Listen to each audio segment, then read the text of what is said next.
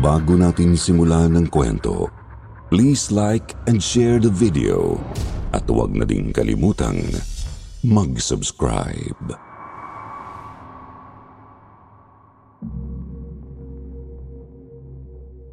Nakaranas ka na ba ng isang nakakatakot na pangyayari to the point na maiihi ka na lang sa salawal mo? Ganoon ang nangyari sa akin nung magpunta kami sa isang resort sa Pampanga. Yung resort lang na yun, ang alam kong may katabi na isang sementeryo at dahil din doon, nakaranas ako ng mga bagay na muntik nang magpabaliw sa akin. Magandang araw sa inyong lahat, Sitio Bangungot at sa mga manonood. Ako nga pala si Reynaldo o Renren na lang. Narito ako ngayon para ibahagi sa inyo ang aking kwento tungkol sa resort na napuntahan namin dati ng pamilya ko. First year high school pa lang ako noon at kauuwi lang ni Mama galing abroad. Sakto ring malapit na ang kaarawan ko kaya bilang selebrasyon naisipan naming pamilya na mag-outing. Ang kuya ko ang nag-suggest noon na pumunta kami sa isang resort sa Pampanga. Nakapunta na raw sila dati kasama ang mga kaibigan niya sa college at maganda raw doon. Pumayag naman kaming lahat noon. Si kuya at si papa ang nag-asikaso sa reservation namin. Si ate at mama naman ang nagprepara sa mga pagkain at iba pang dadalhin namin. 3 araw bago ang birthday ko, nagpunta na kaming Pampanga. Excited na excited ako noon dahil matagal na nung huli kong maligo sa swimming pool. Madali lang naman kaming dumating dahil hindi naman yon kalayuan sa amin. Medyo mahaba-haba ang dinaanan naming entrance papuntang resort, pero nang makita ko na, masasabi kong worth it ang pera na iwinaldas namin. Ang lawak at ang dami ng mga swimming pool at iba't iba rin ang lalim nito. Gusto ko nang maligo kaagad pero kailangan muna naming ayusin ang mga kagamitan namin sa room. Matagal pa ba, Ma? Gusto ko nang maligo. Pwede bang mauna na lang ako? Umiling naman kaagad si Mama at itinuro ang mga gamit ko na itinapon ko lang sa kama ko. Wala akong choice noon kundi iligpit yun bago magbihis ng panligo. Ilang minuto lang naman ang itinagal noon pero pakiramdam ko ay parang 1 oras na yun dahil sa pagkaburyo ko. Nang marinig ko ng hudyat ni Mama ay kaagad na akong lumabas ng kwarto. Narinig ko pa ang pagtawag sa akin ni Kuya dahil usapan naming siya ang magbabantay sa akin. Nasa 2nd floor ang room namin kaya kailangan ko pang bumaba nun sa hagdanan. Nang makarating na sa labas, kaagad akong nagtungo sa washing room bago dumiretso sa gitnang pool kung saan sakto lang ang tangkad nito para sa akin. Marunong naman akong lumangoy kaya walang problema sa akin kahit pa sa pinakamalalim ako pumunta. Mayroong mga batang kasing edad ko ang naglalaro ng bola. Niyaya nila akong sumali kaya dali-dali akong tumalon papunta roon. Nagtalsika ng tubig sa paligid habang dahan-dahan na akong niyakap ng lamig. Tuwang-tuwa ako sa pakikipaglaro sa mga batang hindi ko naman kilala pero nagmukha kaming magkabarkada. Nakita ko na rin si kuya ko na nasa kabilang pool na nakatanaw sa akin. Nang makasigurong okay lang ako, saka siya nagumpisang maligo. Napunta pabalik ang atensyon ko sa laro namin nang inihagis sa direksyon ko ang bola. Kaad ko iyong sinalo. Kaagad namang nagpunta sa akin ang taya para agawin ang bola, kaya bago niya pa iyon nakuha, naghanap kaagad ako ng pwede kong mapasahan. Nakarinig ako ng boses sa gilid ko at sinasabing sa kanya ko raw ipasa kaya kaagad akong lumingon doon at inihagis sa kanya. Napasingap ako nang tumama ang bola sa edge ng swimming pool dahil wala naman palang tao ang naroroon. Pinagtawanan nila ako dahil ano raw bang trip ko at doon ko inihagis. Ginantihan ko rin sila ng peking tawa habang nagtatakang hinahanap kung saan nanggaling ang boses. Naging taya ako noon at gusto ko mang i-enjoy pa ang laro. Napunta na ang isipan ko sa boses na kumausap sa akin kanina. Hindi kaya guni-guni ko lang yun? O baka galing yun sa ibang tao na inakala ko lang para sa akin ang mga salitang yun? Bandang tanghali na nang matapos kaming maglaro. Nanunuot na rin ang init sa balat ko kaya pumunta muna ako sa shed namin para magpahinga saglit. Kumuha ako ng pagkain noon at nahiga sa upuang nandoon. Tahimik lang akong kumakain nang maramdaman kong may figura na tumabi sa akin at umupo sa semento. Nilingon ko naman siya at muntikan na akong maubo sa iniinom kong juice dahil sa lapit ng mukha ng lalaking tumabi sa akin. Basa ang buo niyang katawan na parang kaliligo lang. Kapansin-pansin ang malaking peklat niya sa pisngi na umaabot ang hiwa nito papunta sa kanyang tenga. Bigla siyang ngumiti sa akin bago siya nagsalita. Hi, kamusta ka? Maayos naman ang stay mo rito? Ang saya natin kanina maglaro, no? Ha? Oo. Oo nga, saya natin kanina. Naiilang akong naupo sa hinihigaan ko para makalayo sa lapit niya sa akin. Iniisip ko ang kanyang mukha sa mga nakalaro ko kanina pero wala akong matandaan na kagaya niya kanina. Gusto ko sanang magtanong noon pero baka ma-offend siya sa tanong ko kaya nagkunyari na lang akong tumango noon. Animo naaalala ko siyang nandoon kanina. Ang dami rin kasi namin kaya baka hindi ko siya napansin. Humagikik siya sa isinagot ko at biglang umupo katabi ko. Nung mga oras na yun, gusto ko siyang itulak palayo sa akin dahil hindi ko nagugustuhan ang inakto niya. Hindi nga siya nagpakilala sa akin kaya nakapagtataka ang akto nito na animo parang close na kami. At that point, para bang nabasa niya ang iniisip ko at bigla siyang nagpakilala sa akin. Ako pala si George. Ikaw naman si Renren, di ba? Narinig ko pangalan mo kanina sa kanya.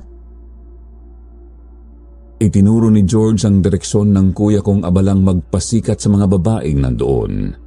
Hindi ko alam ang isasagot ko noon sa kanya kaya tumango lang ako at pilit na tumawa. Mabilis kong tinapos ang iniinom kong juice para bumalik na sa swimming pool at iwan si George. Subalit naisip ko noon na kapag iniwan ko ang shed namin baka kung ano ang gawin niya. Abala kasi ang mga kasama kong maligo pa kaya wala akong choice kundi ang manatili roon. Upang matanggal ang pagkailang ko sa kanya at matigil din ang katititig niya sa akin, inalok ko siyang kumain noon. Tinanggap niya naman ang ibinigay kong banana cue at sabay kaming kumain. Buti na lang hindi na siya nagsalita pa at ipinokus na doon sa pagkain. Subalit, hindi yun nagtagal. Nang maubos na ito, bigla siyang tumayo at niyaya akong maglaro. Maglalaro ulit kami kagaya kanina. Gusto mo bang sumama? Laro ulit tayo. May parte sa akin na nagdadalawang isip noon pero nang isipin ko kung gaano kasaya ang laro namin kanina nate-tempt akong sumama. Wala rin namang masamang makipaglaro ulit kahit pa nandoon si George. Saka baka mali lang din ang ekspresyon ko sa kanya na isa siyang weirdo kapag nakita ko na siyang maglaro kaya pumayag ako sa gusto niya. Tumayo ako at papunta na sana sa pool pero bigla niyang hinawakan ang braso ko. Kamuntikan na akong tumalon noon dahil sa kanyang palad na para akong pinaso sa lamig. Tinuro niya ang kabilang direksyon at sinabing doon daw kami maglalaro. Sa likod ng hotel? May swimming pool pa ba roon? Akala ko dito lang. Meron. Mas malaki nga kaysa dito eh. Dali na rin. Nandun na rin ang mga kasama natin. Nauna siyang maglakad palayo kaya wala na akong nagawa kundi ang sumunod sa kanya. Palayo na kami ng palayo sa mga tao. Tahimik lang dapat akong susunod sa kanya nang masulyapan ng mga mata ko ang ibang mga bata na kalaro ko kanina na nasa kanilang shed at hawak ang bola. Napatigil ako sa paglalakad at tinawag si George na nauna na sa akin. George, nandito pa sila oh. Halika muna rito. Sigaw ko sa kanya pero hindi sa tumigil sa paglalakad noon at nagdire-diretso palayo. Lakad takbo akong sumunod sa kanya para maabutan siya. Tatawagin ko na sana siya ulit noon nang may humawak sa balikat ko at sumunod noon ang pagsigaw ng "Hoy!" sa tenga ko. Napasigaw rin ako sa gulat at inis na nilingon ng taong gumawa nun sa akin. Bumungad sa akin ang nakakunot na noo ni Kuya habang nakatingin sa akin. Ano ba kuya? Nangiinis ka ba? Ba't ka ba sumisigaw pwede mo naman akong tawagin na maayos? Isang batok naman ang natanggap ko sa kanya dahil kanina niya pa raw ako tinatawag pero hindi naman ako nakikinig. Saan daw ba ako papunta? Lumalayo na raw ako sa resort. Kapag may nangyari sa akin, siya raw ang pagagalitan ni Mama kaya huwag daw akong umaalis nang walang paalam sa kanya. Sinabi ko naman sa kanya na pupunta ako sa swimming pool sa likuran para maligo. May kasama rin ako kuya, si George. Maglalaro kami roon. Muli kong nilingon ang direksyon ni George pero isang makitid na daan lang ang bumungad sa akin. Mukhang iniwan na yata ako. Tutuloy na sana ako sa paglalakad pero pinigilan ako ni Kuya sa pangalawang pagkakataon. Ano raw ang pinagsasasabi ko? Wala naman daw pool sa likuran. Hindi na raw part ng resort ang daanang yon kapag nagpatuloy pa ako. Hindi swimming pool ang maaabutan ko doon kundi isa raw sementeryo. Nakuha ni Kuya ang atensyon ko pagkatapos niyang banggitin ang salitang yon. Hindi kailanman pumasok sa isip ko na makakatabi ng resort na ito ay isang sementeryo. Ipinaliwanag sa akin ni Kuya na bago pa raw itinayo ang resort, mayroon na raw sementeryo roon, kaya malabong may swimming pool pa sa likod. Niyaya na akong bumalik ni Kuya kaya sumunod na rin ako sa kanya. Lumingon pa ako sa huling pagkakataon para hanapin si George pero hindi ko na siya nakita. Nagsinungaling ba siya sa akin o baka niloloko niya lang ako? Naisip ko na lang na siguro nga ay ganoon lalo na't medyo may pagka-weirdo ang lalaki. Dumating ang gabi. Naglalaro kami ni Kuya ng mobile game noon sa kwarto. Sina Mama, Papa at Ate naman ay nakatulog na dahil sa pagod ng pagligo kanina. 10:00 na yon nang maisipan na naming tumigil at matulog na rin. Yun nga lang, hindi pa ako inaantok noon kaya nagpatuloy akong mag-isa sa paglalaro. Nakadapa ako sa kama habang nakatulukbong sa akin ang kumot. Tahimik na ang buong kwarto at ang naririnig na lang ay ang tunog ng aircon at mga sound effect ng nilalaro kong game. Subalit hindi nagtagal. Nakarinig ako ng mga yabag ng mga paa sa kanan ko. Ang tunog ng pag-apak nito sa mga tiles ay parabang kaliligo lang at basang-basa pa. Wala namang bumangon at nagpunta sa CR para maligo kaya napakunot ang noo ko kung sino yun. Nilingon ko ang kanan ko nang makaramdam ng biglaang pag-ihip ng hangin doon.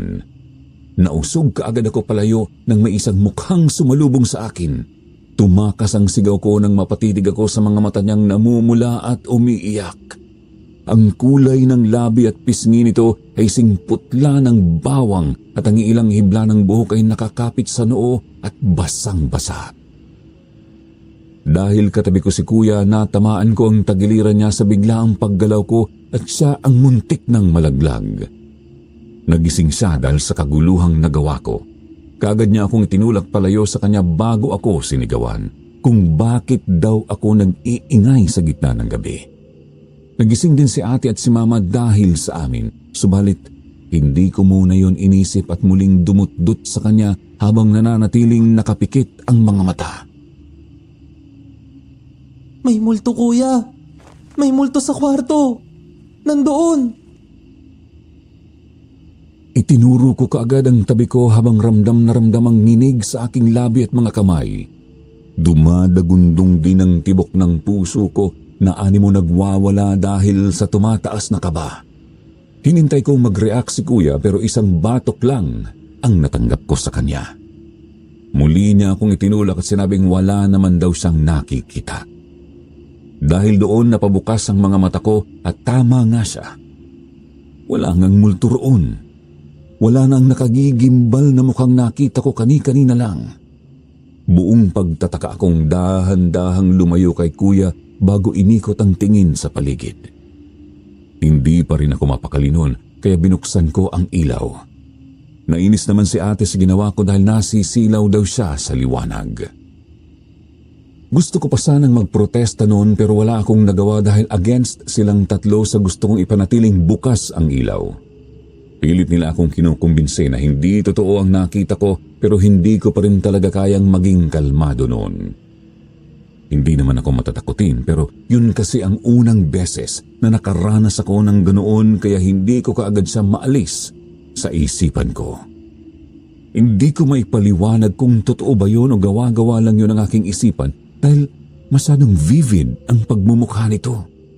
Kahit na ipikit ko pa ang mga mata ko, kitang-kita pa rin ang balintataw ko kung paanong tumutulo ang mga luha nito sa namumula niyang mga mata. Natigil ang paglalaro ko noon. Muling natahimik ang paligid namin habang nagdadasal ako sa aking isipan na sana hindi na ako makakita ng ganoon. Dininig naman ang panalangin ko noon pero ibang karanasan na naman ang ibinigay sa akin. Balot na balot ang buo kong katawan ng kumot kaya nakapagtatakang nararamdaman pa ng balat ko ang ihip ng hangin sa aking mga paa. Hindi nagtagal, isang basang palad ang dumaplis doon na animot tinutokso ako. Napatakip ako sa bibig ko upang hindi makagawa ng ingay at mabilis na binaluktot ang katawan ko. Nasa kaliwa ko si kuya kaya ang kanan ko ay bakante. Walang una na nakalagay roon pero nakaramdam ako ng isang mabigat na bagay na dumutdut sa akin. Hindi ko magawang makita kung ano yun dahil sa kumot at wala rin akong planong silipin yun dahil sa takot na baka isang nakatatakot na nilalang ang bumungad sa akin. Sinundot ko ng ilang beses si kuya para gisingin siya.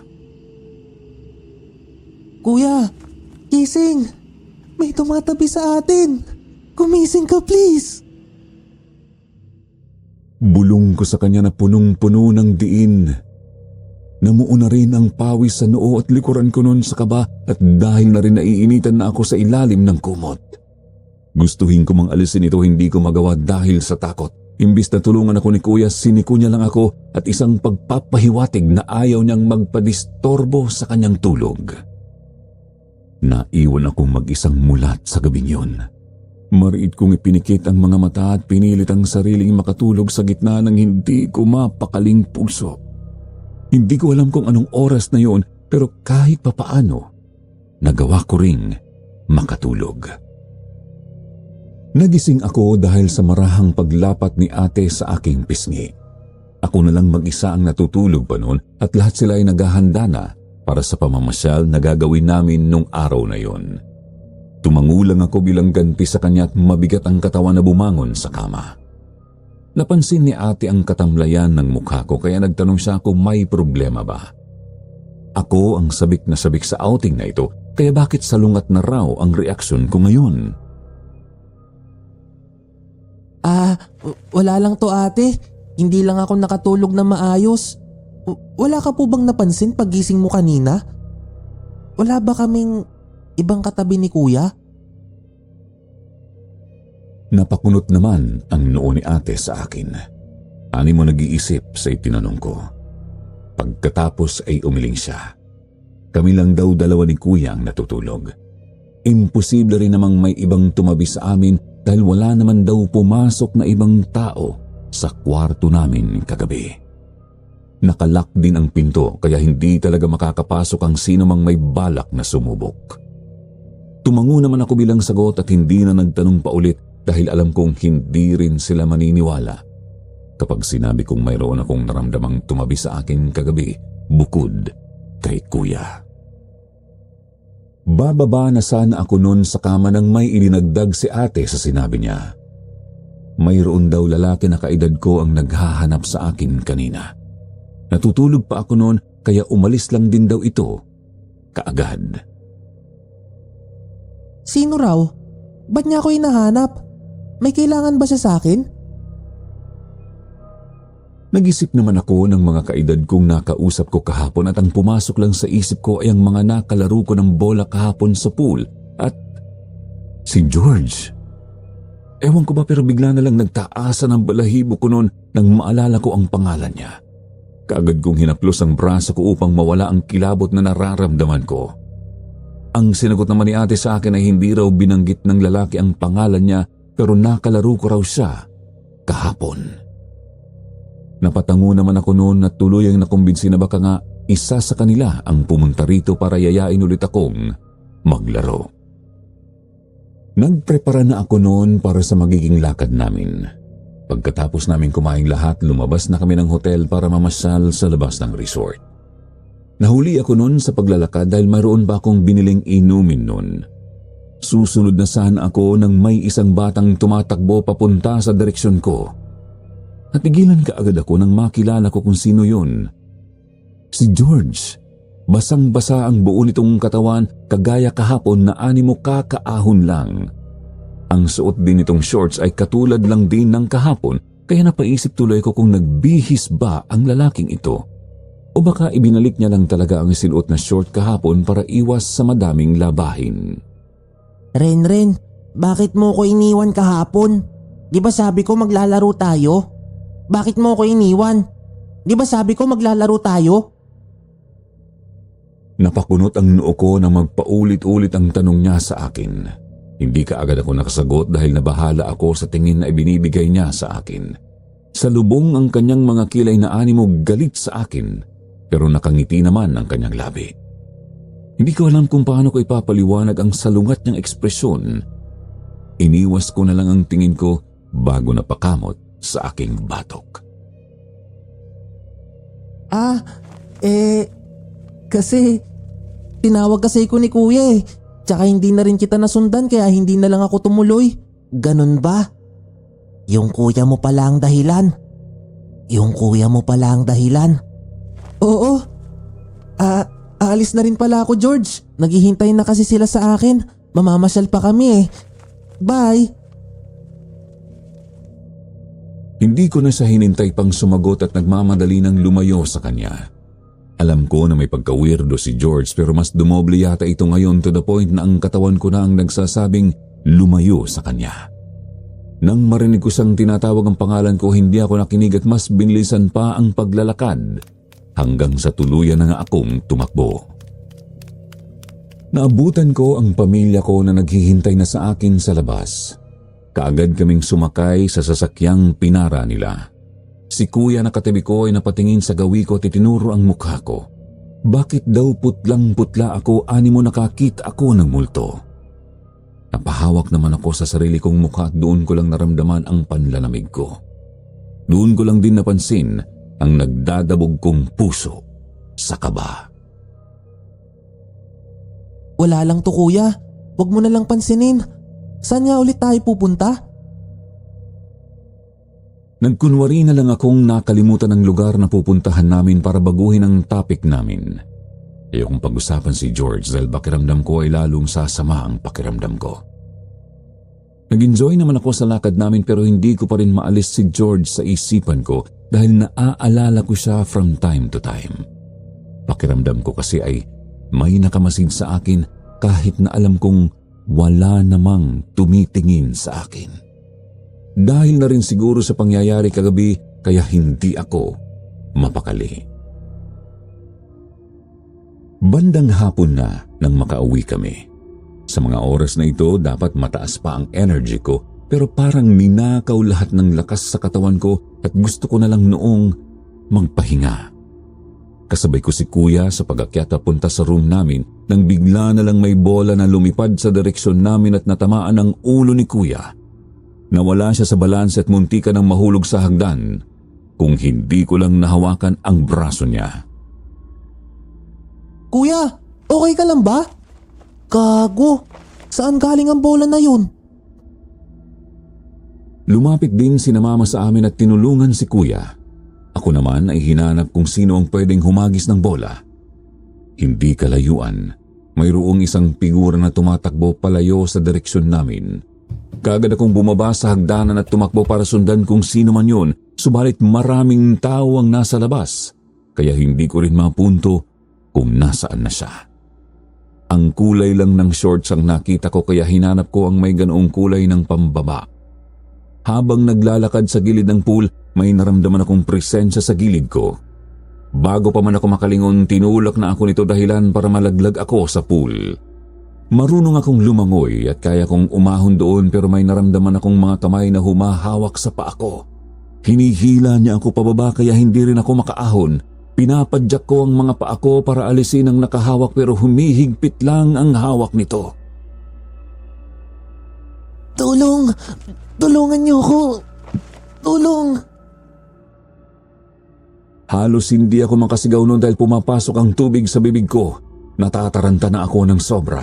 Hindi na magkamayaw ang kaba ko. Sumasakit na rin ang baga ko sa pagpigil ng paghinga ko. Ang paningin ko ay nagsimula na ring dumilim.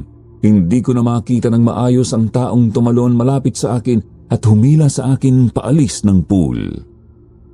Ilang beses akong napaubo noon nang tuluyan na akong makaahon. Doon ko lang din naramdaman ang sakit sa paa ko na umaabot hanggang sa puwet ko. Tinulungan kaagad ako ng ibang taong nandoon dahil nagka-cramps pala ang paa ko. Sumunod na dumating ang pamilya ko at kaagad na tiningnan ng kalagayan ko. Ilang minuto rin akong nakaupo sa semento noon. Hinihintay na mawala ang sakit ng cramps ko at saka lang ako nakatayo. Tinulungan ako ni ate noon sa paglalakad kahit na nakatayo na naman ako na maayos. Doon nila ako tinanong kung ano raw ba ang nangyari sa akin at bakit ako napunta sa pool. May hinabol kasi ko ate. Yung naghagis ng bola kay kuya kanina. Tapos nung nasa gilid na ako ng pool, nagulat na lang ako nang may biglang tumulak sa akin. Pagkatapos nun hindi na ako nakaahon kasi parang may humawak sa paa ko. Ramdam ko pa sa aking mga paa ang mga palad na humawak doon kaya nakakalito kung cramps lang ba talaga ang dahilan at guni-guni ko lang ang mga kamay na humawak sa akin. Wala naman silang nakitang umahon bukod sa akin kaya baka nga guni-guni ko lang yon. Nakarating na kami sa kwarto at naabutan ko si kuya na nakahiga sa kama habang may hawak na ice pack sa noo. Namula pala ito dahil sa lakas ng pagkatama ng bola sa kanyang ulo. Nagbihis muna ako bago ako tumabi sa kanya. Masyado pang maaga para maghapunan noon kaya naisipan ko munang matulog. Mahimbing naman ang naging tulog ko pero naudlot yun nang may yumugyug sa akin. Napamulat ako at muntikan nang mapasigaw sa kulat dahil sa mukha ng kuya kong parang tinakasan ng kaluluwa sa katawan. May bigla siyang itinuro mula sa likuran ko kaya napalingon naman ako roon. Nang makita ko kung ano ang naandoon parang lumipat sa akin ang takot na ekspresyon ni kuya. Paano ba naman kasi sa gilid ng kwarto namin mayroon doong isang taong nakahalukip-kip sa isang tabi.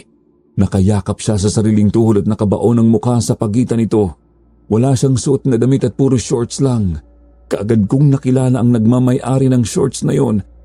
Ang short na yon ay kakulay ng hinabol ko kanina at ang kulay ng short din na suot ni George. George? Anong ginagawa mo rito? Bakit ka nakapasok sa kwarto namin? Napataas ang boses ko noon dahil sa naghalong takot at inis. Si kuya sa tabi ko ay inis ding sinigawan si George at pinapaalis ito. Pinagbantaan namin siyang isusumbong sa mga otoridad ng resort kapag di pa siya umalis pero hindi gumalaw si George. Nanatili siya sa ganoong posisyon at animo hindi kami narinig. Nababasa na ang sahig dahil sa basang-basa niyang katawan. Tuluyang nagalit si kuya sa inasta niya at susugurin na sana ito para kalad ka rin sa labas pero biglang dumating sina ate. Tinatawag kami para kumain na sa baba. Sabay kaming napalingon sa kanya kaya nawala sa bisyon namin si George. Nagtaka si ate sa mga ekspresyon ng mukha namin at nung magsumbong na kami natigilan kaming dalawa ni kuya dahil wala na si George kung saan siya nakahalukip-kip kanina. Sabay kaming nagkatinginan noon ni kuya sa pagtataka. Natapos ang hapunan namin at nanatili pa ring nalilito ang mga isipan namin. Subalit sa nasaksihan naming dalawa, tumaas ang suspetsa ko na mayroong mga kakaibang bagay na nangyayari sa resort na ito lalo na sa kwarto namin. Sabi ko naman sa'yo kuya, may mali talaga sa resort na to. Yung nakita ko kahapon, totoo talaga yun. Reklamo ko kay kuya habang naghahanda na para matulog. Si kuya naman na nasa tabi ko ay nanatiling tahimik pero puno ng pagkabagabag ang kanyang mukha. Hindi na ako nagdalawang isip na pumikit at matulog na baka kasi kung ano na naman ang masaksihan ko sa mga oras na yon. Mabuti na lang at nakatulog ako kaagad. Mahimbing akong natutulog noon nang magising ako sa gitna ng gabi dahil hindi ko na maramdaman ang katabi ko. Nakapikit pa ang isa kong mata habang nilingon ang katabi ko pero wala na roon si kuya. Sunod kong narinig ang tunog ng tubig sa gripo ng CR namin kaya napabangon ako. Nakabukas ang ilaw sa CR at mukhang may gumagamit doon. Ang agresibo nga lang ng pag-andar ng gripo, animo naka-full talaga ang paggamit ng tubig nito. Baka si kuya lang yon dahil ganoon naman si kuya gumamit ng gripo na parabang mauubusan siya ng tubig. Timing din na naiihi ako noon kaya bumaba ako sa kama at nagtungo sa CR. Nakarating na ako sa pinto ng CR at kakatok na sana ako nang maramdaman ng paa ko ang basang sahig. Napababa ang tingin ko at nakita mula roon na bumabaha na ang tubig galing sa CR.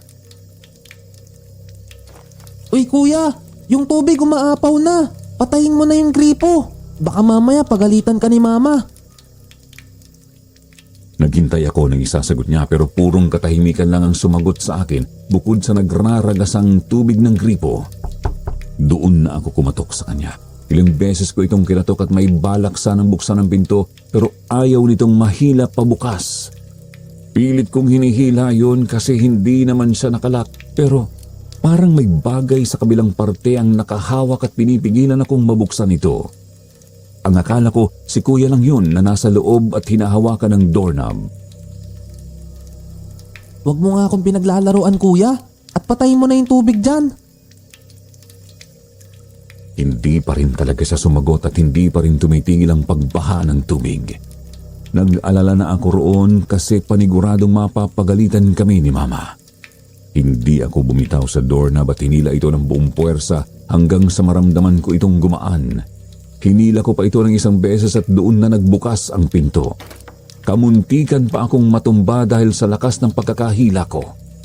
Handa na akong sigawan nun si kuya pero isang walang lamang CR ang bumungad sa akin. Pumasok agad ako sa loob nun at pinatay ang nakabukas na gripo. Napakamot ako sa ulo ko dahil sa pagtataka. Kung wala si kuya rito, nasaan siya? Napakamot na lang ako sa isipan ko habang binubuksan na ang pants ko para umihi. Bago ko pa man natapos ang ginagawa, may presensya akong biglang naramdaman sa aking likuran, dahilan para maistatwa ako sa posisyon ko. Naririnig ko ang mga paa nito dahil sa matubig na sahig na animo nagtatampisaw sa basang sahig. Napalunok ako dahil sa kaba nang bumalik sa isipan ko ang mga naunang araw kung saan nakaranas ako ng mga kababalaghan. Dahan-dahan kong isinara ang zipper ng pantalon ko habang hindi pa rin lumilingon sa likuran ko.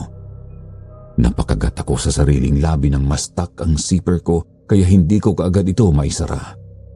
Wala akong choice kundi ang yumuko para tingnan ito. Kaagad ko yung pinagsisihan ng hindi zipper ang kumuha sa aking atensyon kundi ang mga paang putlang-putla at itim ang mga kuko. May kung anong bagay na umakyat sa tiyan ko na para kong nasukat, sumunod noon ang matinis kong sigaw. Nakalimutan ko nang ayusin ang pantalon ko at dali-dali nang tumakbo palabas ng CR. Kaagad din akong napatigil noon nang may isang figura akong nakabangga. Kahit papaano ay nakahinga ako ng maluwag nang makilala ko ang likod na yun ni kuya. Kuya, saan ka ba nanggaling? May nakita na naman ako. Doon sa CR kuya. May multo sa CR. Itinuro ko ang direksyon ng CR habang nanginginig ang mga labi kong nagsusumbong sa kanya noon. Hindi naman sumagot si kuya at nanatiling nakatalikod dahilan para mainis ako sa kanya. Naghalo-halo na sa puso ko ang nararamdaman ko kaya hinawakan ko kaagad ang kanyang braso at hinila para mapalingon siya. Tignan mo kasi ko. Hindi natapos ang sasabihin ko noon nang makita ko ang mukha ng kapatid ko. Ang kanyang katawan ay kagaya ni Kuya pero ang kanyang mukha ni George. Nakakunot ang noo nito sa lubong ang mga kilay na nakatitig sa akin pero ang kanyang mga labi ay nanatiling nakangiti. Parehas na parehas ang ekspresyon niya kanina nung iniwan ko siya. Nang humakbang siya papalapit sa akin, kaagad akong napaatras. Nanlambot ang tuhod ko dahil sa takot kaya tuluyan akong napabagsak sa sahig. Nabasa na ang short ko dahil sa basang sahig. Ba't mo ba ako ginugulo?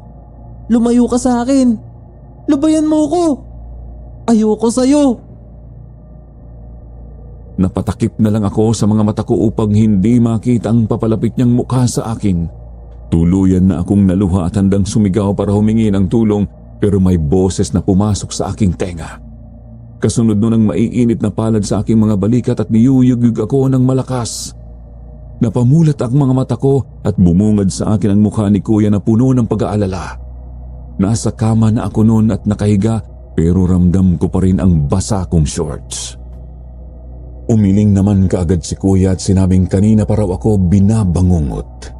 Tinuro niya ang basang kumot namin na nabasa rin dahil sa basa kong shorts. Gaano raw ba ka nakakatakot ang panaginip ko para maihi ako? Nang mapagtanto ko ang nangyari na isa lang pala iyong panaginip, kaagad na umakyat ang hiya ko sa mukha. Bumaba kaagad ako nun sa kama at saka nagbihis. Habang nagbibihis ako, napapatingin ako sa direksyon ng CR dahil klarong-klaro pa sa isipan ko ang napanaginipan ko. Ang mga paang nakita ko at ang mukha ni George, ayaw nitong matanggal sa isipan ko. Bumalik na rin ako sa pagkakahiga pagkatapos tanggalin ni Kuya ang nabasang bedsheet. Hindi ko alam kung paano ako makakatulog ulit, gayong masyado nang niyakap ng pangamba ang pakiramdam ko. Sa mga oras na yon, kinalabit ako ni Kuya kaya napatingin ako sa kanya. Doon ko napansin na nababagabag din ang kanyang muka at nagdadalawang isip pa kung magsasabi ba siya o hindi. Pero kalaunan ay nagsalita rin siya sa akin sa isang pangyayari bago ako nagising. Mahina lang ang kanyang boses noon na animo natatakot na may makarinig sa aming iba. Ang sabi niya bago raw ako magising kanina. Mayroon daw siyang narinig na boses na umiiyak mula sa CR ng room namin. Gusto niya nga raw itong puntahan pero naunahan siya ng takot dahil sa mga bagay na ikinuwento ko sa kanya. Kaagad akong napabangon noon at gulat na napatingin sa kanya. Hindi ko inaasahang guguluhin din ng kapatid ko sa kung anumang multo ang nanggugulo sa amin noon. Subalit magsisinungaling ako kapag hindi ko sinabing napahinga ako ng maluwag. Kahit papaano gumaan ang pakiramdam ko dahil may kasama ako sa kalbaryong ito na hindi lang ako ang nakararamdam ng ganito kundi pati na ang kuya ko. Hindi ko alam kung makatatagal pa ako ng isang gabi rito. What if sabihin natin kay mama na umuwi na lang tayo bukas? Nag-enjoy na rin naman tayong lahat eh. Gustuhin mang umuo ni Kuya sa suhestyon ko, malabo namang papayag si mama dahil bukas na ang kaarawan ko. Paniguradong pagagalitan ako kapag bigla naming sinabi sa kanila na gusto na naming umuwi. Napagpasyahan na lang namin ni Kuya na tiisin sa huling pagkakataon ang mga kababalaghang ito hanggang sa makauwi kami sa amin. Kinabukasan, para na akong walang kaluluwa dahil sa katamlayan ko. Pati si mama napapansin ang pagbabago ng reaksyon ko dahil hindi naman ako ganito. Palagi akong nasasabi kapag birthday ko kaya nakapagtatakang parang wala ako sa mood noon. Paano ba naman kasi ako sasaya kung masyado nang nagulo ang isipan ko sa mga nangyari? Bukod pa roon, hindi na rin ako nakatulog ng maayos dahil sa takot na baka may magparamdam sa paligid at mayroon na namang magpakita sa panaginip ko. Kahit na ganoon, ayokong mag-alala sila sa akin, kaya pinilit ko pa rin ngumiti noon at ipinakitang wala akong problema. Kumain kami sa restaurant ng hotel noon kung saan mayroon ding ipinabook si ng mama na cake. Naaliw naman ako kahit papano kaya nawala rin saglit ang mga iniisip ko. Natapos ang selebrasyon namin at naisipan ko munang lumabas ng hotel at pinanood ang mga naliligo sa pool. Mayroong mga kamay na lumapat sa balikat ko dahilan para kaagad akong mapaigtad. Nagulat din ang lalaking humawak sa akin noon kaya kaagad akong humingi ng paumanhin sa kanya. Sorry, akala ko kung sino. Nagulat tuloy ako. Ikaw lang pala. Isa yon sa mga nakalaro ko ng bola nung nakarang araw. Si Leo. Tumango naman siya bilang pagtanggap sa paumanhin ko bago ako niyaya na maglalaro daw sila ulit mamaya at gusto nilang sumali ako. Hindi naman kaagad ako sumagot noon sa pag-aalalang baka makita ko na naman si George. Napakamot ako sa ulo ko at nagtanong sa mahinang boses kung sino ang makakasama namin mamaya. Sino-sino ba ang mga kasali? Nandun din ba si George? Hindi naman sa namimili ako, pero gusto ko lang malaman. Napakunot naman ang kanyang noon dahil wala naman daw silang kalarong George ang pangalan. Dahil doon nalito ako at lalong tumaas ang suspetsa ko na isa talagang weirdo itong si George. Talaga? May lumapit kasi sa akin nung nakaraan. Sabi niya tuwang-tuwa raw siya sa laro natin. Niyaya pa nga niya ako na maglalaro daw tayo ulit doon. Tinuro ko ang direksyon ng likuran ng hotel. Napaisip naman siya sa sinabi ko at ilang saglit pa ay biglang napasinghap na animo ay may biglang napagtanto. Baka raw ang nakausap kong George ay ang batang usap-usapan dito sa resort. Nabalot ng kalituhan ang ekspresyon ko noon at hinintay siyang magpaliwanag. Hindi raw ito ang unang beses na pumunta siya sa resort na ito kaya medyo may alam siya sa daloy ng mga usapin dito. At mayroong isang chismis na hindi mamatay-matay dahil sa mga biktimang naranasan daw mismo ang panggugulo ng isang lalaking nagngangalang George. Ayon sa mga narinig niya, isa raw multo si George na matagal nang nagpapakita sa resort. Ang sabi ng iba, kaya raw ito namamalagi sa resort ay dahil malapit lang ang libingan nito sa lugar. Pumasok naman kaagad sa isipan ko ang ikinuwento sa akin ni Kuya patungkol sa sementeryong katabi lang ng resort. Mahilig daw itong makihalubilo sa mga taong pumupunta dito para mag-celebrate ng kaarawan. Hindi niya man alam ang rason kung bakit pero marami namang mga dudang iba na baka raw itong si George ay namatay sa araw ng kanyang kaarawan.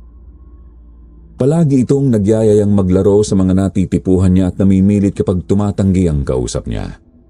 Hindi ito nagdadalawang isip na magparamdam din sa mga taong kasama ng taong natipuhan niya kapag pakiramdam niya ay hindi niya makuha ang atensyon na gusto niya. Doon ko napagtanto na baka ginugulo niya rin si Kuya ay dahil doon sa binanggit kong pagpigil sa akin ni Kuya. Ganun ba? Mayroon din kasi nagpaparamdam sa hotel room namin eh. Ewan ko kung si George lang din ba yun? Nagtanong naman siya sa akin kung anong room number kami kaya sinabi ko sa kanya. Dahan-dahan naman siyang napatango sa akin na animo hindi niya inaasahan ang sinagot ko. Ang room number daw na yon ay last year lang daw binuksan. Dahil yon sa trahedya na nangyari ilang taon na ang nakararaan. Ang sabi nila mayroon daw namatay roon at natagpuan na lang daw ang katawan nito sa loob ng banyo na putlang-putla na. Hindi niya alam kung ano ang kinamatay pero ang alam niya ay nagreklamo raw ang biktima ng pamilya sa resort pero hindi raw ito ginawan ng aksyon. Hindi lang yun ang huling may nagreklamong pamilya dahil mayroon din daw nireport nung nakaraan na nalunod daw sa pool. Hindi niya lang ito makumpirma kung totoo nga ba o baka isang chismis lang na walang katotohanan. Napatango naman ako sa sinabi niya at hindi alam kung ano ang sasabihin. Dahil sa mga nalaman ko parang naliliwanagan na ako. Tama talaga ang duda ko na may mali sa resort na ito. Posibleng hindi lang si George ang nanggugulo sa akin, baka marami pang ibang multo ang nandito at hindi ko lang napapansin. Napansin ng kasama ko ang pagtahimik ko kaya tinapik niya naman kaagad ang balikat ko. Huwag daw akong mag-alala dahil hindi rin naman daw nagtatagal ang mga panggugulong yun. Kadalasan nawawala lang din ito kapag umaalis na sila sa resort. Bumalik ako sa loob ng hotel at pinuntahan sina Mama. Hiniling ko sa kanila na kung pwede umuwi na kami mamayang hapon at huwag nang matulog dito. Inasahan ko nang bibigyan nila ako ng nakapagtatakang tingin kaya kahit na nagdadalawang isip, sinabi ko pa rin sa kanila ang nararamdaman ko. Hindi ko na kayang manatili pa ng isang gabi rito matapos ng mga nalaman ko. Yung totoo kasi, hindi na okay ang pakiramdam ko rito. Namimiss ko na po ang bahay at gusto ko nang umuwi. Baka pwedeng doon na lang natin ituloy ang birthday ko. Nandoon din si Kuya na nakikinig at pumasok sa usapan namin. Nagdahilan siya na gusto niya na rin daw umuwi dahil nag-chat ang instructor nila sa college na mayroong ipapagawang activity sa kanila. Urgent daw ito at kailangan na niyang gawin ito sa araw na yon. Dahil sa sinabi ni Kuya, wala silang nagawa kundi ang pumayag lalo na tungkol na ito sa pag-aaral ni Kuya. Nakahinga kaagad ako ng maluwag noon nang bumalik na kami sa room at nag-umpisa ng mag-impake. Mabilis akong natapos at naunang lumabas dahil ayaw kong manatili sa kwartong yon. Pakiramdam ko kasi parang ang bigat ng hangin na nandoon at nasasakal ako. Nauna akong lumabas ng hotel at doon na lang hinintay sina Mama. Pinagmamasdan ko lang ang mga taong abalang magsaya at maligo nang bigla kong maalala na pumayag nga pala akong makipaglaro sa kanila. Sinubukan ko naman silang hanapin para ipaalam sa kanilang uuwi na ako. Nakita ko naman si Leo na nakaupo sa pool at may hawak na bola. Mukhang naghihintay pa sa iba naming kasama. Nagpaalam ako sa kanya na hindi na ako makakasali mamaya kasi uuwi na kami. Tumango naman siya sa akin bilang sagot at bahagyang tinapik ang braso ko. Ewan ko ba kung guni-guni ko lang yun o baka dahil basa na ang katawan niya kaya parang yelo na sa lamig ang palad na lumapat sa aking braso. Nang makita ko ang pamilya ko na palabas na, hindi ko na lang inisip yon at nagpunta na kaagad sa direksyon nila. Hindi ko na sinubukan pang lingunin muli ang resort dahil ang gusto ko na lang talaga noon ay tuluyang makaalis doon. Nakatulog ako sa buong biyahe at paggising ko nakarating na kami sa bahay namin. Muli akong nabuhayan ng loob nang makita ang kwarto ko. Ilang araw lang naman kaming umalis pero dahil sa mga nangyari, pakiramdam ko 1 linggo kaming nawala. Balak ko sanang magpahinga muna nang biglang pumasok si Kuya sa kwarto ko at tumabi sa akin sa kama. Bigla niya akong sinundot sa tagiliran bago ako tinanong kung bakit daw ako nagpunta sa pool kanina bago kami umuwi. Nagpaalam lang ako sa kalaro ko. Sabi ko kasi sasali ako sa laro namin pero uuwi na tayo eh. Kaya ayun. Bakit kuya? Hindi mo ba siya nakita? Napataas naman ang kilay ni Kuya bago siya umiling. Ang sabi niya sa akin wala raw siyang nakitang kausap ko. Ako lang daw mag-isa ang nakatayo roon. Dahil doon para akong binuhusan ng malamig na tubig nang maalala ko ang pakiramdam ng pagtapik niya sa akin kanina. Kaagad akong nabahala noon pero pinigilan ako ni Kuya at sinabing huwag ko na lang daw yung isipin. Ang mahalaga, nakauwi na raw kami. Simula rin noon, hindi na ako nakararanas pa ng panggugulo o pagpaparamdam ng mga multo sa paligid ko. Mukhang totoo nga ang sinabi ni Leo na hanggang sa resort lang ang panggagambala ni George. Hindi na rin ako bumalik pa sa resort na yon at kapag nagpaplano kaming mag-outing ulit, hindi na nire-rekomenda ni Kuya ang resort. Ilang taon na ang lumipas simula noon at hindi na rin naman ako natatakot pa sa tuwing naiisip ko ang karansang yon. Ang hindi lang talaga matanggal sa isipan ko ang misteryo sa sinabi ni Kuya. Hanggang ngayon hindi ko pa rin alam kung totoo ba ang sinabi niyang wala akong kausap noon. Hanggang dito na lang din ang kwento ko, Sir Jupiter. Maraming salamat po sa lahat ng mga manonood.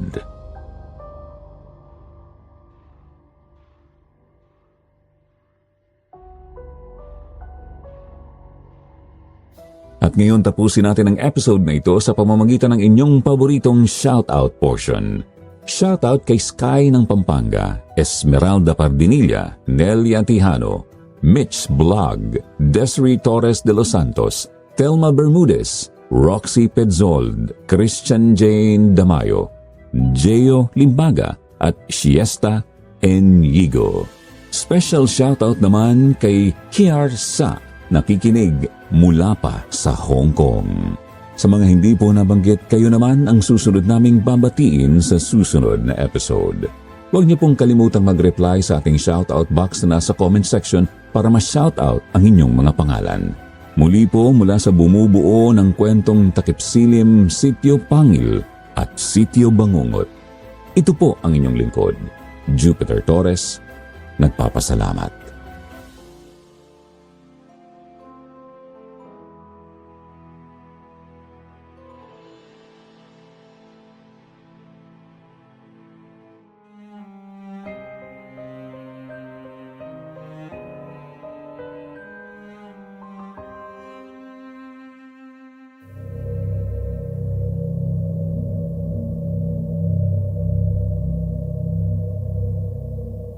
Brigada Eskwela.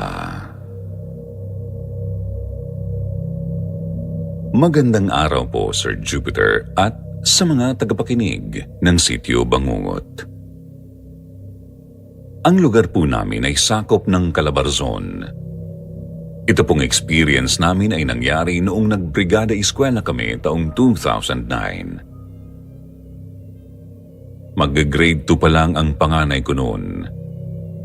Kailangan naming maglinis ng eskwelahan para sa darating na pasukan. Para na rin ito sa mga anak namin na gagamit ng mga classroom. Hindi ko na po babanggitin kung saang paaralan para na rin po sa kanilang seguridad.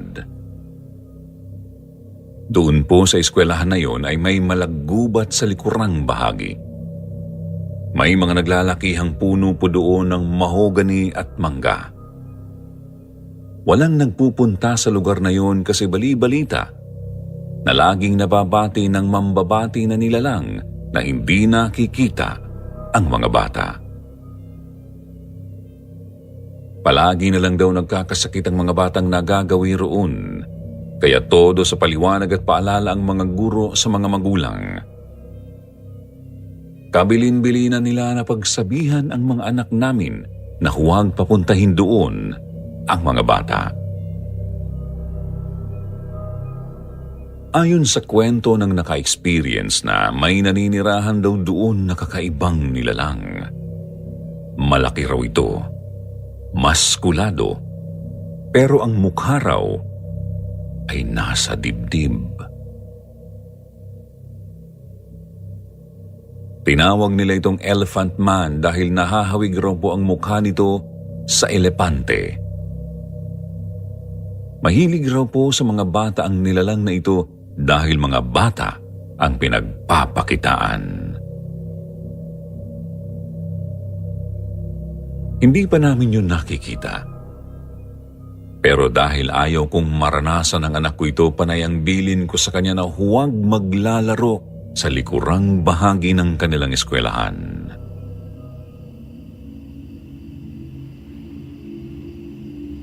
Araw ng Martes ang ibinigay na araw sa amin para maglinis sa classroom at bakuran sa eskwelahan.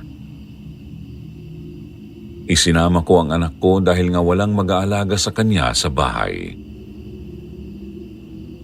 Mabuti na lang at nagsama rin ng anak ang ibang magulang kaya nagkaroon ng kalaro ang anak ko. Nasa kalagitnaan kami ng pagpo-floor wax nang pumasok na humahangos ang mga bata sa loob ng classroom at sinabing may nangyari daw sa anak ko. Pumunta raw sa likuran ng eskwelahan. Tapos nakita na lang nilang biglang nahimatay ang anak ko.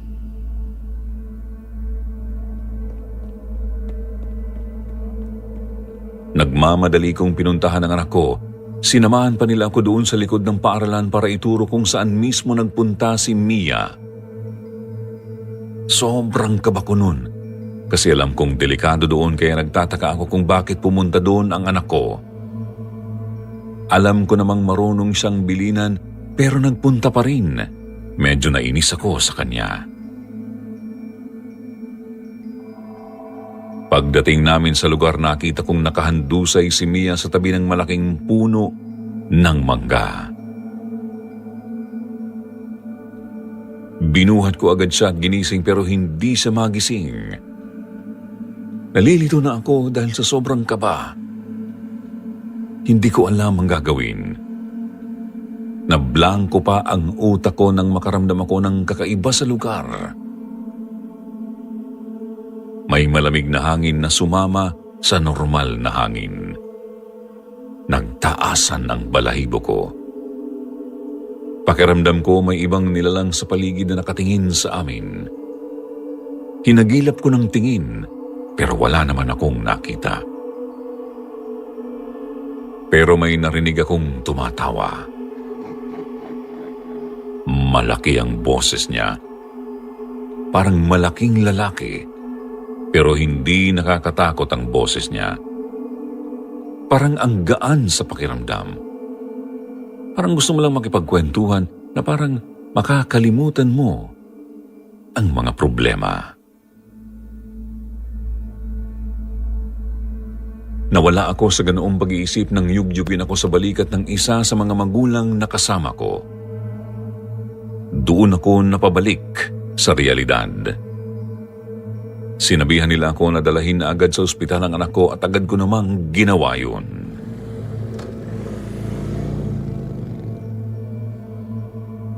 Isinugod ko sa pinakamalapit na ospital ang anak ko. Nagpa-service na ako sa tricycle kahit mahal lang singil nila. Nakahinga ako ng maluwag nang sabihin ng doktor na maayos naman daw ang anak ko pagkatapos nilang tingnan. Normal naman daw ang mga test results sa kanya. Baka raw napagod lang kaya hinimatay. Baka rin daw gutom ang anak ko. Doon ko naisip na hindi nga kumain ng maayos ang anak ko bago kami umalis sa bahay kasi ayaw daw niya ng ulam. Sinabihan pa ako ng doktor na kapag gumising na ang anak ko, ay pwede ko na ring iuwi. Hinintay kong magising si Mia saka ko siya tinanong. Sabi niya may tumawag raw sa kanya sa may puno ng mangga. Binibigyan daw siya ng hinog na bunga. Mabait naman daw yung lalaki na tumawag sa kanya. Gusto daw niyang kumain ng mangga kaya nilapitan niya ito para kunin yung ibinibigay. Pero nakaramdam daw siya ng antok. Mas nagulat pa ako sa sunod na kwento ng anak ko nang kunin na niya ang mangga. Paggising daw niya, napunta na siya sa lugar ng maraming puno ng mangga. Mababa lang ang mga puno at abot niya raw ang mga bunga. Napakarami daw ng bunga kaya tuwang-tuwa siya. Kumain daw siya doon ng bunga kasi nagugutom daw siya. Pakiramdam niya ay sobrang sarap ng bunga ng mangga doon. Kinausap pa raw siya nung lalaki na maglaro muna sila bago siya umuwi. Doon lang daw niya naisip na wala siya sa eskwelahan. Kaya nagpumilit daw siyang umuwi na. Pero nalulungkot daw yung lalaki na nagdala sa kanya doon. Parang ayaw siyang paalisin. Pero nakatulog daw siya uli nang marinig niya ang boses ko na tinatawag siya. At paggising niya, nasa ospital na siya. Kaya nagtaka pa siya kung paano siyang napunta sa ospital. Natulog lang naman daw siya. Sobrang takot ko noon para sa anak ko, Sir Jupiter. Kasi naisip kong balak talaga siyang kunin nang nakatira sa puno ng mangga. Kaya pinagsabihan ko ang anak ko na huwag nang kukuha ng kahit anong ibigay sa kanya basta hindi nila kilala. Tumango naman siya sa sinabi ko kasi natakot na rin siya.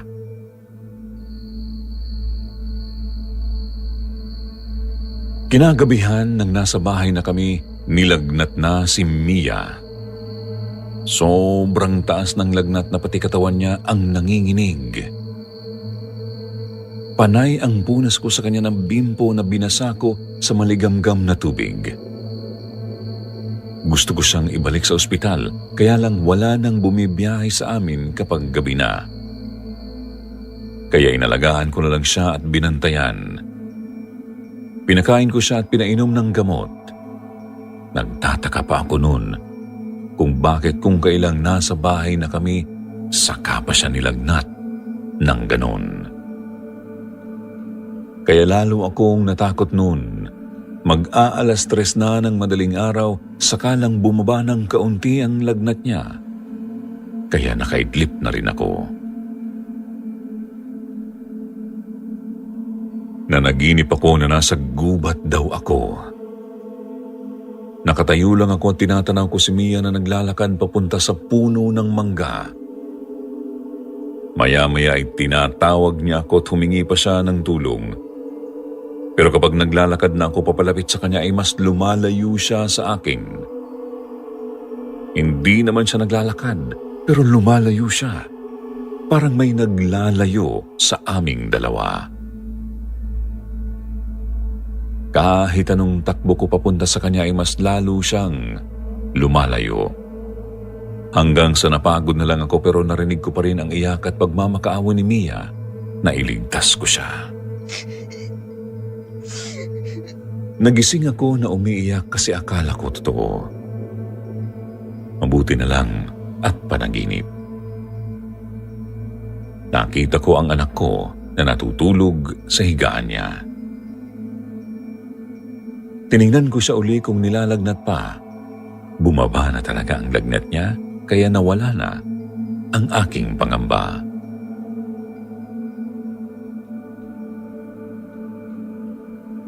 Pumunta ang biyenan ko sa bahay kinaumagahan.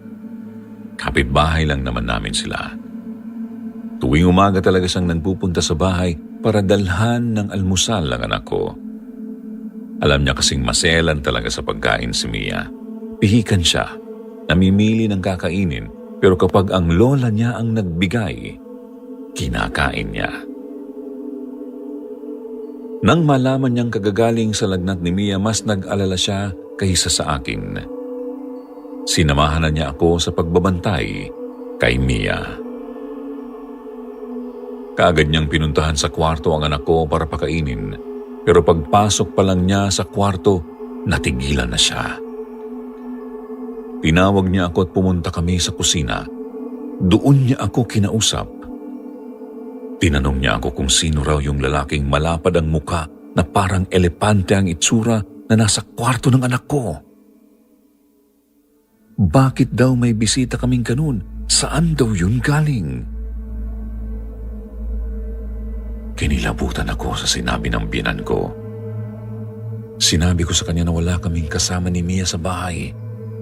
Kami lang talaga ng anak ko ang nasa bahay kasi lingguhan kung umuwi ang asawa ko galing sa trabaho.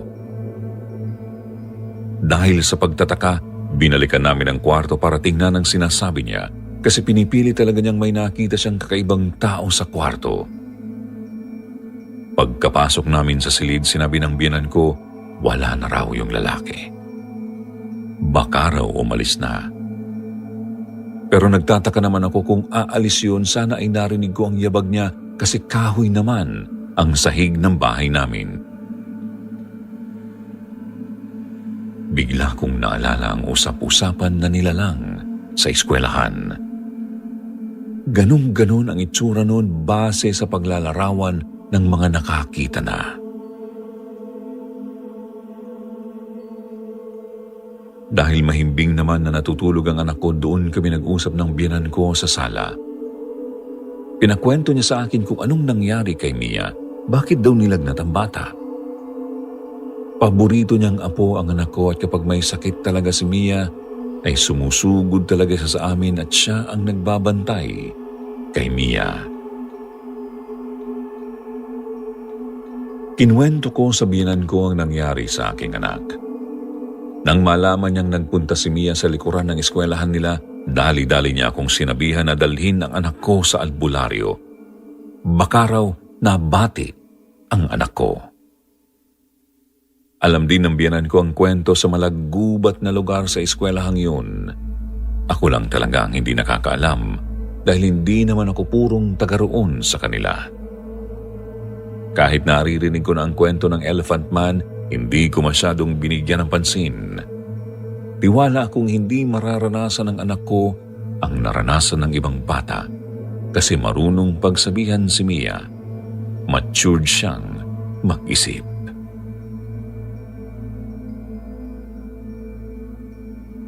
Sinamahan ako ng biyenan ko para puntahan ang albularyo na kakilala niya.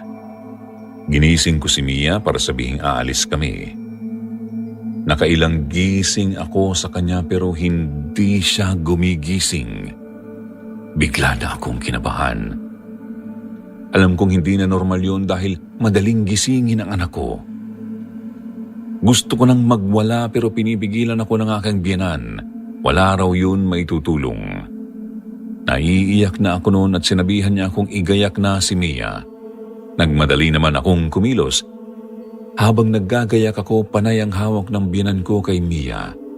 Sabi niya ang lamig daw ng anak ko. Kakaiba raw ang lamig niya. Lalo akong natatakot. Dinala namin si Mia sa kakilala niyang albularyo.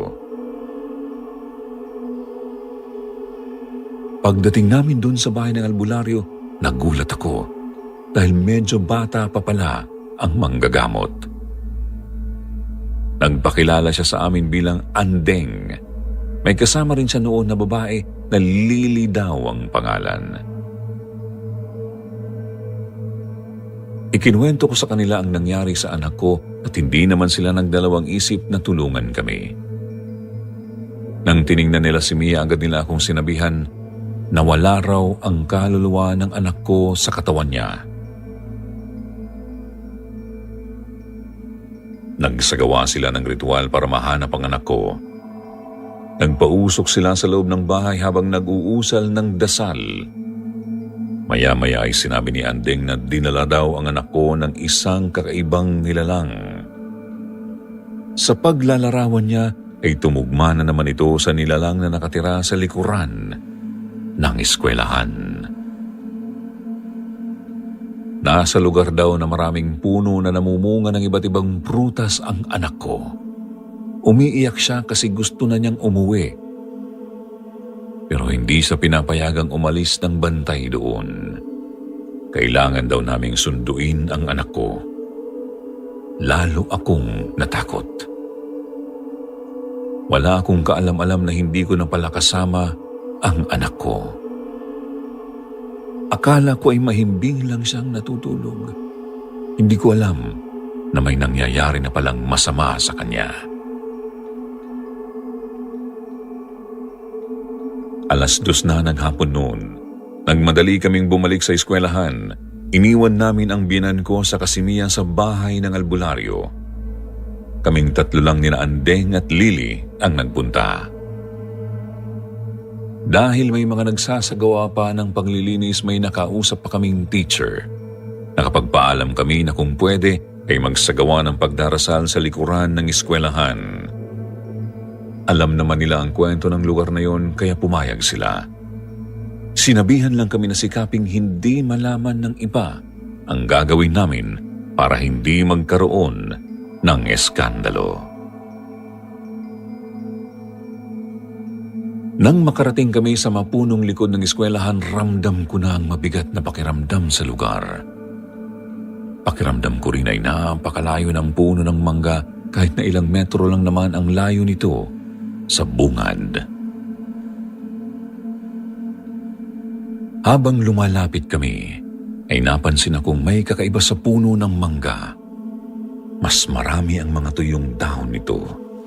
Ang mga sangang natatapakan namin parang nag-e-echo sa paligid. Hindi ko alam kung anong nangyayari, pero sumunod na lang ako kina Andeng at Lily na nauuna sa paglalakad.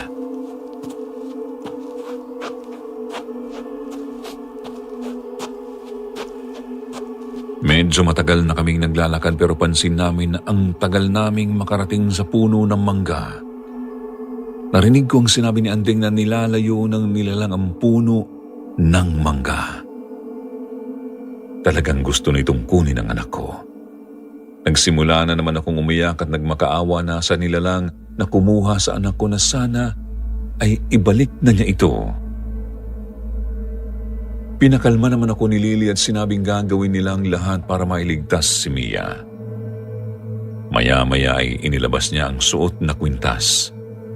May palawit itong susi. Narinig kong sinabi ni Andeng na gagamitin nila yun kasi yun lang daw ang paraan para mahuli ang nilalang. Nakikita ko ang pangamba sa mukha ni Andeng. Panay ang tingin niya kay Lily. Naririnig ko pa siyang tinatanong si Lily kung kaya na ba niyang gawin. Tumango si Lily. Pagkatapos ay tahimik uli kami na naglakad. Wala akong maintindihan sa pinag-uusapan nila, pero nagtiwala na lang ako sa magagawa nila.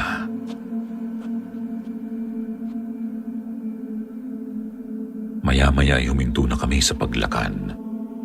Umikit silang pareho at nagsimulang umusal ng dasal si Andeng. Hindi ko maintindihan ang wikang dinadasal niya, pero nararamdaman ko ang bisa nito. Lumamig ang paligid at nakararamdam ako ng kapayapaan habang naririnig ang dasal na yun. Nakita kong iniikot ni Lily ang susi sa harapan niya. Parang itinatapat na niya ito sa kung anong hinahanap. Pag-ikot niyang pakaliwa ay narinig ko ang iyak ni Mia. Sigaw ng sigaw ang anak ko. Humihingi siya ng tulong. Takot na takot ang anak ko. Tinatawag niya ako ng paulit-ulit. Naiyak na ako noon at napasalampak sa lupa. Awang-awa ako sa anak ko pero hindi ko alam kung paano siya tutulungan. Maya-maya pa ay narinig ko si Lily na tinatawag si Mia. Inaaya niya ang anak ko na sumama sa kanya. Sabi pa ni Lily sa amin na nakikita raw niyang nakasunod lagi ang nilalang na nakatira sa puno ng mangga sa anak ko. Kahit saan daw magpunta ang anak ko, nasa likod niya ang nakakatakot na nilalang na yun. Wala naman ako makita sa paligid. Kami lang tatlo ang nasa lugar. Nakatayo si Lily habang nakapikit at si Andeng naman ay patuloy lang sa pagdarasal. Hanggang sa maramdaman kong may puwersa na parang humihigop sa amin palapit sa puno ng mangga. Palakas na rin ang palakas ang boses ni Andeng na parang may inaaway siya. Narinig kong napaigik si Lily na parang nasasaktan siya. Nakita ko rin parang may humihila sa paa niya kasi gumagalaw ito pero pinipigilan niya lang. Nakikipaghilahan siya sa paa niya. Tinulungan naman siya ni Andeng. May dalang baston si Andeng at inihampas niya yun sa lupa malapit sa paa ni Lily. Tapos naging okay na si Lily. Hindi ko talaga maipaliwanag kung paanong nakikita ni Andeng ang nangyayari kay Lily gayong nakapikit siya. Para siyang nakakakita kahit nakapikit o di kaya'y talagang malakas lang ang kanyang pakiramdam. Kinurot ko ang aking braso para malamang hindi ako nananaginip. Nasaktan ako kaya ibig sabihin na totoo ang nasasaksihan kong yun. Maya-maya ay pare-pareho kaming nahihigop palapit sa puno ng mangga. Hindi namin yun mapigilan hanggang sa sobrang lapit na talaga namin sa puno. Isang kisap mata lang ay nakahawak na si Andeng sa katawan ng mangga. Naglakad namang paikot si Lily sa puno habang itinataas ang suot niyang kwintas. Naramdaman ko na lang na nawala na yung puwersang humihigop sa amin. Naging normal na ang lahat sa isang iglap lang. Pagkatapos ni Andeng na magdasal, kinausap na niya ako. Sabi niya nasundo na nila si Mia. Tinanong ko kung nasaan na ang anak ko. Sabi nila, nandoon na sa katawan niya.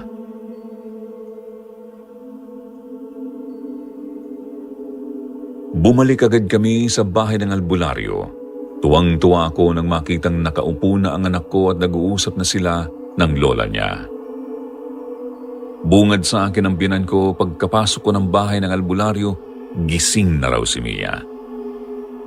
Nagising na parang nakatulog lang at walang ibang nangyari. Mabilis akong lumapit sa anak ko at niyakap ko siya ng mahigpit. Nagpasalamat ako kina Andeng at Lily. Sinubukan ko pang abutan sila ng maliit na halaga pero tumanggi sila. Kawang gawa daw talaga ang ginagawa nila at hindi sila nagpapabayad. Pagkatapos ay umuwi na rin kami.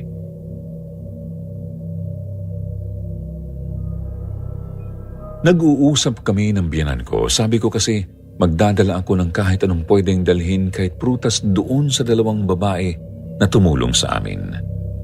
Pero sabi ni nanay huwag na raw akong mag-abala dahil tiyak na aalis din sila. Talagang umaalis daw ang mga ito pagkatapos nilang tumulong. Parang nagbabakasyon sa ibang lugar tapos bumabalik lang ulit. Laging ganoon daw ang ginagawa ng dalawa. Nakakapagtaka lang. Napapaisip ako sa ginagawa nila. Kumbaga sa minumulto, nagpapagpag muna bago umuwi ng bahay. Matapos lahat ng nangyari sa anak ko, doon lang talaga ako naniwala patungkol nga sa Elephant Man na nilalang na nakatira sa puno ng mangga sa eskwelahan ni Mia. Sabi nila mahilig daw talaga ito sa mga bata. Kapag may nagustuhan itong bata, inaalok niya ng mangga. Kapag tinanggap ng bata, inaaya na sumama pagkatapos ay hindi na ibinabalik. Kinukuha nito ang kaluluwa ng bata at kinukulong sa punong yun. Kung hindi namin naagapan si Mia, baka wala na siya sa amin. Sabi nila ang pangontra daw sa nilalang na yun ay bawang. Takot daw ito sa amoy ng bawang kaya palagi kong pinagbabaunan si Mia ng bawang. Inilalagay ko sa bulsa ng kanyang palda. Naging maayos naman ang pag-aaral ng anak ko sa eskwelahang yun. Naipetisyon kasi ng mga magulang na alisin na ang puno ng mangga doon. Pero hindi naman magawa dahil lahat ng nagtangka na putuling yun ay nagkakasakit. Kaya ang ginawa ng eskwelahan, nilagyan na lang ng bakod para hindi na makapunta ang mga bata sa likod ng eskwelahan. Natapos ang anak ko sa elementary na lagi kong nilalagyan ng bawang ang bulsa ng palda niya. Walang masamang maniwala sa kasabihan kung hindi naman nakakaperwisyo ng iba. Hanggang dito na lang po ang aking kwento, Sir Jupiter. Sa tagal ng panahon ng lumipas, hindi na naalala ng anak ko ang nangyaring yun sa kanya. Tinatawanan na nga lang niya ako kapag kinikwento ko, pero alam niyang laging may bawang ang bulsa ng palda niya. Nagtataka daw siya kung bakit may bawang. Hindi ko alam na tinatapon pala niya ang bawang kapag nakakapanyang meron naman ang bulsa niya. Isa siyang pasaway na bata, pero ayos lang din kasi nakapagtapos siya ng elementary na hindi na uli binalikan ng Elephant Man. Marami pong salamat sa inyong pakikinig. God bless po sa inyong lahat, lalo na sa bumubuo ng Sityo Bangungot. At ngayon naman, eto na ang inyong paboritong shout-out portion. Shout-out kay Lady Gagarin, J.R. Bank, Lotlot Bebrahim, Amiel, Daisy Garcia, Charlene Ahit, Shirley Carillo, Niara Dre, Mr. Coles, Babiong Sueco at Maria Cebuana. Basahin naman natin ang ilan sa magagandang comment mula kina Maria Cebuana at Dara Navi. Sabi ni Maria, ako po ay taga Cebu, Tabogon at avid fan at listener po ako ng Takip Silim at Sitio Bangungot. Maraming salamat po. Sabi naman ni Dara, shout out daw sa kanyang kapatid na si Jeka na palaging nakikinig papasok at pauwi galing trabaho. Na nahikayat ko nang makinig sa ating paboritong channel ang kwentong Takip Silim at Sitio Bangungot. Ngayon din daw sa kanyang anak na si Doreen at sa kanilang mahal na Mama Rena. Maraming salamat po at God bless sa ating lahat. Mula kay Dara ng Dubai, UAE. Sa mga hindi po nabanggit, sa susunod na lang po ha. Huwag niyo pong kalimutang mag-reply sa ating shoutout box na nasa comment section para ma-shoutout ang pangalan niyo. Muli po mula sa bumubuo ng Sitio Bangungot. Ito po ang inyong lingkod, Jupiter. Nagpapasalamat.